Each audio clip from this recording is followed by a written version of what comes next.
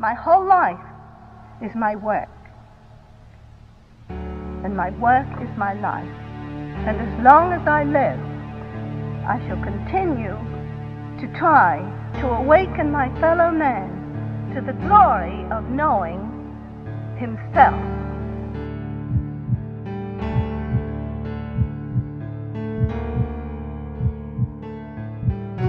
It has been said that one illuminate always recognizes another, no matter what words he used.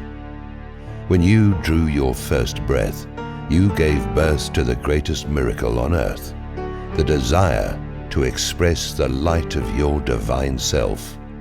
You and every other man on earth have within you a supreme desire to live gloriously in peace, with love and happiness, and with all that this entails of prosperity, power, and the respect of all men.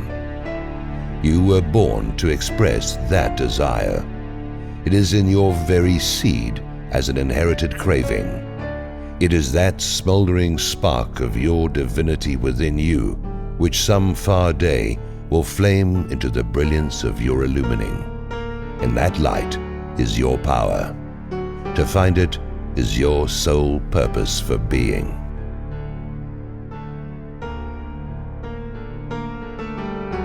All people are experiencing illumination upon a small scale, but do not know it. Every flash of inspiration which man experiences is a cosmic message. It is knowledge which comes from the omnipresent mind of God to the omnipresent mind of man.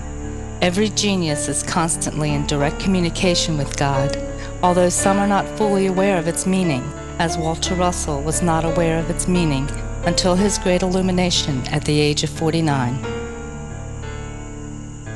Up to that time, he knew nothing whatsoever about astronomy, chemistry, electricity, or the construction of matter.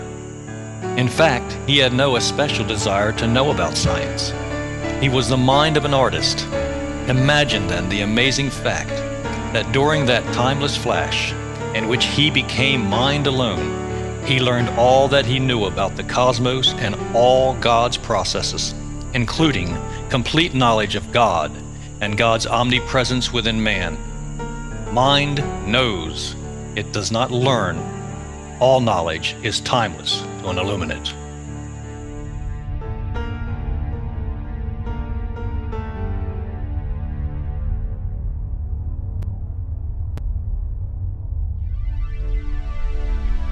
The explanation of that light flash which Walter Russell and other cosmic conscious men have experienced is that there is an electric short circuit between the two lobes of the brain which causes a flash of light at the instant of severance of consciousness from electric sensation of the body. Such a flash occurs at the moment of death in all cases.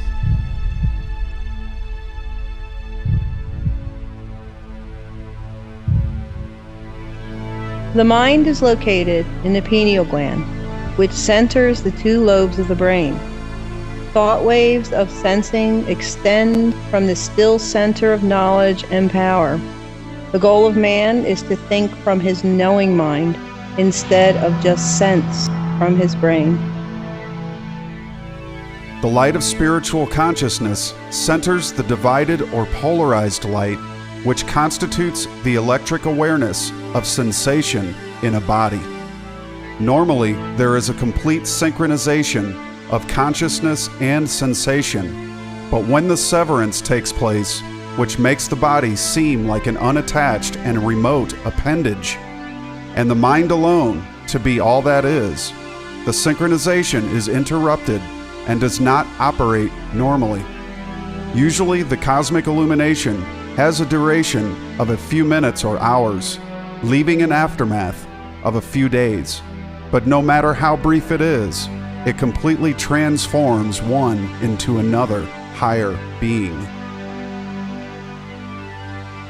Cosmic consciousness is the ultimate goal of all mankind. All will know it before the long journey of man is finished, but there are many in this new age just dawning who are ready for it in part, if not fully. Many desire it fully, but it is best that it come bit by bit, for the complete severance is very dangerous. The ecstasy of this supreme experience is so great that one does not wish to come back. The power of severance of soul from body is within easy accomplishment, but to step back into the body is very difficult. The way to gradually attain cosmic consciousness is to intensify one's conscious awareness by much aloneness and companionship with God, while manifesting Him in every moment and in every task of life. Moment by moment companionship with God brings with it so great a realization of oneness with Him that the transformation into that full realization of unity is apt to take place at any time. The deterrent to cosmic consciousness is the feeling that God is far away instead of being within, and that we can reach that faraway God only through sources outside of ourselves.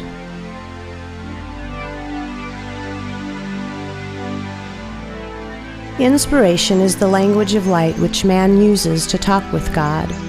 Inspiration is that deep awareness of being which differentiates the genius or mystic from the being of average intelligence. Inspiration in man is accompanied by an intense mental ecstasy, which is characteristic of all who become intensely conscious of their closeness to God.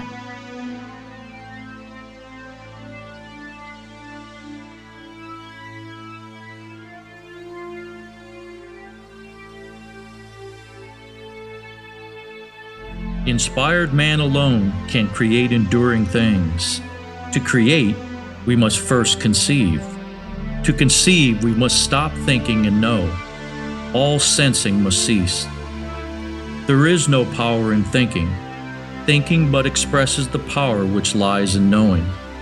We must project ourselves into the still light of knowing to commune with God.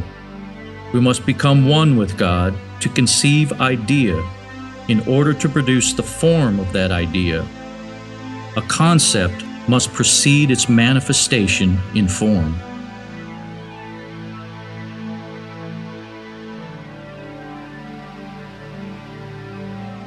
Inspired geniuses forget their bodies while deeply conscious of their existence as holy mind.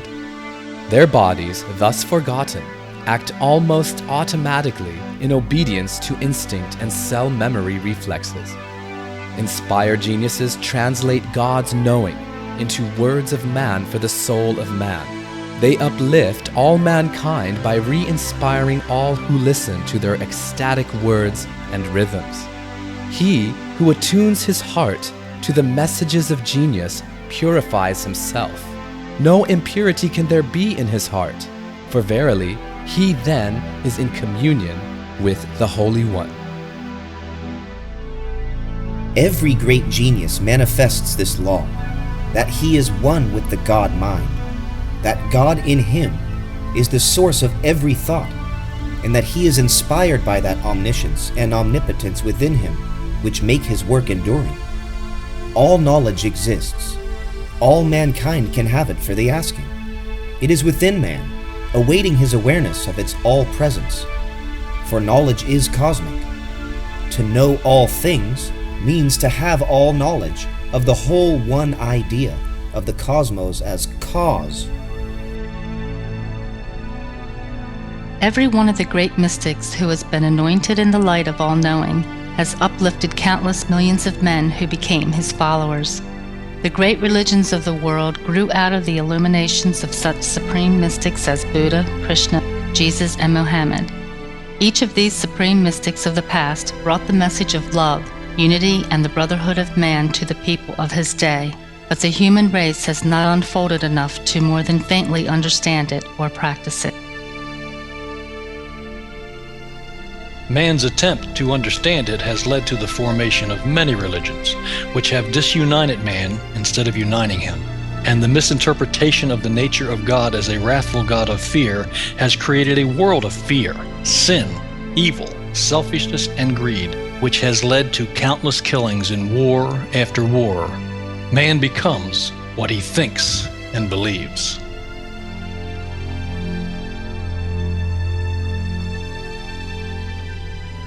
Not until love comes into the world and man is known as the greatest asset to man, and the universal brotherhood principle is so universally practiced that it would be unthinkable for one man to hurt another.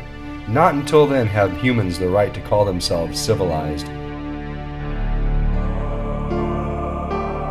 God is love, unexpressed. God's creation is love, expressed. God's love is changeless unity. God's creation is his imagined division of his unity into pairs of changing opposite units, multiplied into infinity for the purpose of manifesting the power of love through interchange between opposite pairs.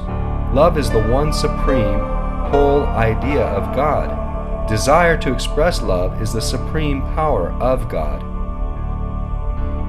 Knowledge of how to express the power of love makes any man who has that knowledge supreme over other men. The divinity of any man is the measure of the light of love in him. The power of any man is the measure of desire to express his divinity. The greatness of any man is the measure of his ability to express love in his human relations in the manner in which God expresses love in nature.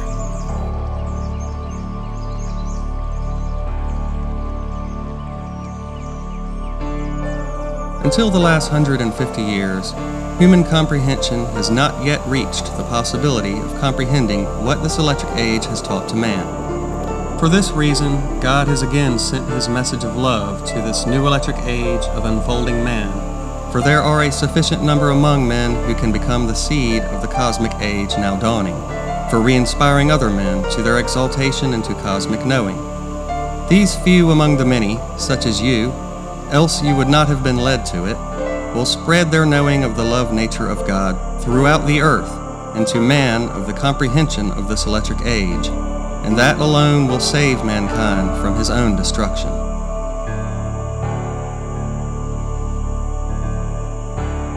Seek, and ye shall find. Desire, and your desire standeth before thee.